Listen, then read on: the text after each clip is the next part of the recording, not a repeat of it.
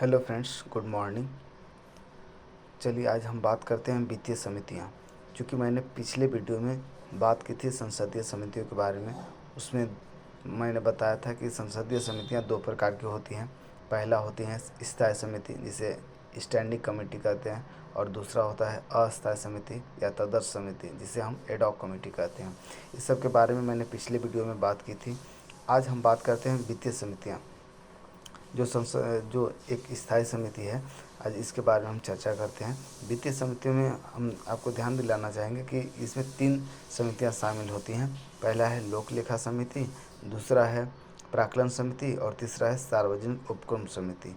तो आज हम लोक लेखा समिति के बारे में बात करेंगे। तो आज बात करेंगे पब्लिक अकाउंट कमेटी। तो इसका जो गठन होता है वह भारत सरकार अधिनियम 1919 के अंतर्गत वर्ष 1921 में इसका गठन किया गया है। इसमें कुल सदस्य 22 शामिल होते हैं, जिसमें लोकसभा से 15 और राज्यसभा से प्राक्कलन लोक लेखा समिति को प्राक्कलन समिति का जुड़वा वाहन भी कहा जाता है। चलिए आगे बात करते हैं कि इनके सदस्यों का चुनाव कैसे किया जाता है। तो ये जो पीएससी के जो सदस्य होते हैं उनका चुनाव आनुपातिक प्रतिनिधित्व पद्धति से एकल संक्रमणीय मत द्वारा प्रत्येक वर्ष किया जाता है। समिति का जो कार्यकाल होता है वह 1 वर्ष का होता है। समिति में किसी मंत्री को शामिल नहीं किया जाता। समिति का अध्यक्ष विपक्षी दलों का कोई सदस्य होगा। यह प्रावधान 1967 से किया गया है। समिति के अध्यक्ष की जो नियुक्ति होती है वह लोकसभा अध्यक्ष द्वारा किया जाता है, जो लोकसभा सदस्यों में से कोई होगा। अब हम बात करते हैं कि पीएससी के कार्य क्या हैं।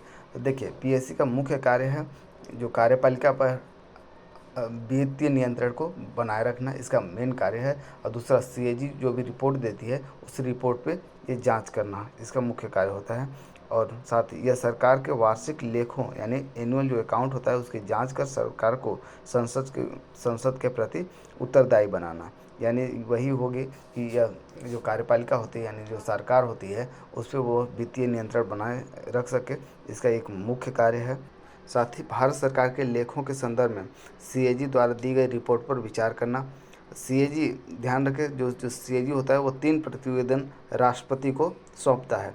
पहला है विनियोग लेखा पर, दूसरा वित्त लेखा पर और तीसरा सार्वजनिक उद्यमों पर लेखा परीक्षण प्रतिवेदन, जिसे राष्ट्रपति संसद के दोनों सदनों के समक्ष रखवाते हैं। अब हम समिति के बारे में बात करते हैं कि समिति को किन बातों का ध्यान रखना होता है। तो जो समिति है वो मुख्य रूप से निम्नलिखित बातों पर ध्यान देती है।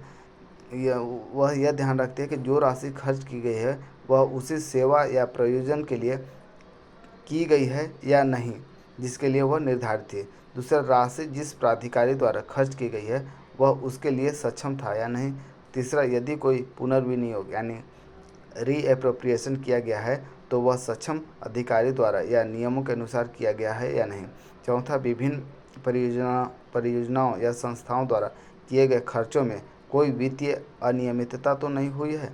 इन सभी बातों को उसे ध्यान रखना पड़ता है। और एक और ध्यान देने वाली बात है कि जो ये सीएजी होता है उसे हम ये पीएससी जो यानी पब्लिक अकाउंट कमेटी जो होता है उसका मित्र, दार्शनिक एवं पथ प्रदर्शक भी कहा जाता है। इसके और भी डिटेल प्रावधान है जिसे हम आगे चल कर बात करेंगे। आज के लिए इतना ही। धन्यवाद। चैनल को सब्सक्राइब करें।